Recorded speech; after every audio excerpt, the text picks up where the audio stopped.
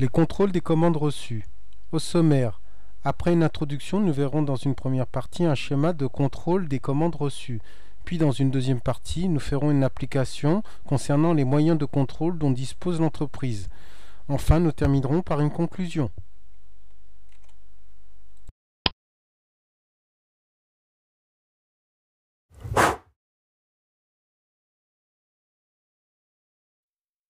Introduction. L'entreprise reçoit une commande d'un client. Elle n'est pas obligée de lui donner suite. La loi permet à l'entreprise de s'assurer de la solvabilité de l'expéditeur de la commande. Pour accepter une commande, l'entreprise doit aussi vérifier qu'elle peut livrer les marchandises et réaliser le service dans le délai prévu. Ce contrôle est important. Grand 1. Schéma de contrôle des commandes reçues. Les différentes sources d'information dont dispose le service commercial pour s'informer sur la situation d'une entreprise qui passe commande sont très divers. Le responsable des ventes s'informe sur le client de différentes façons. Il s'informe auprès du greffe du tribunal de commerce pour voir si cette entreprise n'est pas en liquidation judiciaire. Il écoute les avis extérieurs, le bouche-à-oreille. Il consulte éventuellement le dossier client dans l'entreprise. Il lit la presse spécialisée, les annonces légales. Il consulte ses collaborateurs. Et enfin, il interroge les services sur Minitel ou sur Internet. Si les informations sont bonnes, le service commercial effectue les contrôles pour répondre au mieux à la demande du client. Il doit donc vérifier les conditions particulières de vente conclues avec le client. Il vérifie le planning des livraisons. Et enfin, il vérifie l'existence des articles en stock.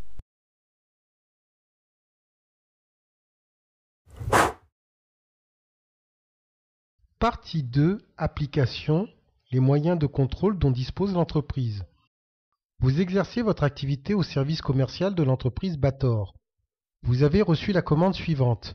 Faites l'analyse critique de la commande reçue suite aux différents contrôles en remplissant le tableau ci-dessous. Dans la première partie du tableau, vous mettrez les problèmes trouvés et dans la deuxième partie du tableau, les solutions proposées. Analysons les différents documents qui nous sont proposés afin de valider la commande.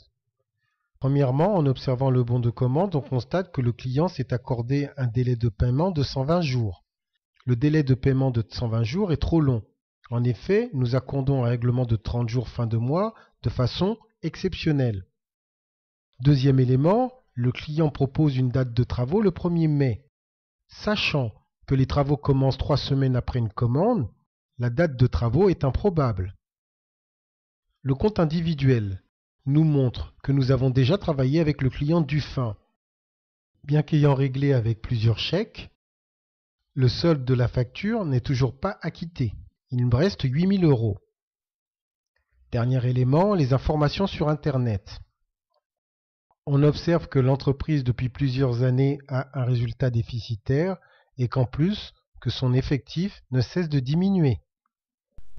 Alors quelles sont les propositions que l'on peut faire au client afin de valider sa commande?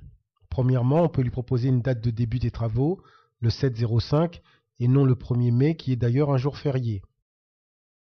Concernant la facture 4589, on doit exiger le paiement du solde avant le commencement des nouveaux travaux.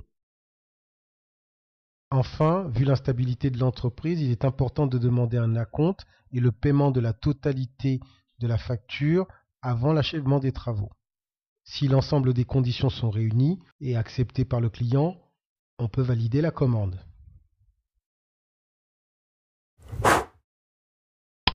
Conclusion. Il est toujours très difficile de récupérer la marchandise chez un client qui refuse de la payer. Des frais de justice peuvent être engagés. C'est pourquoi il est préférable de s'assurer de la solvabilité du client.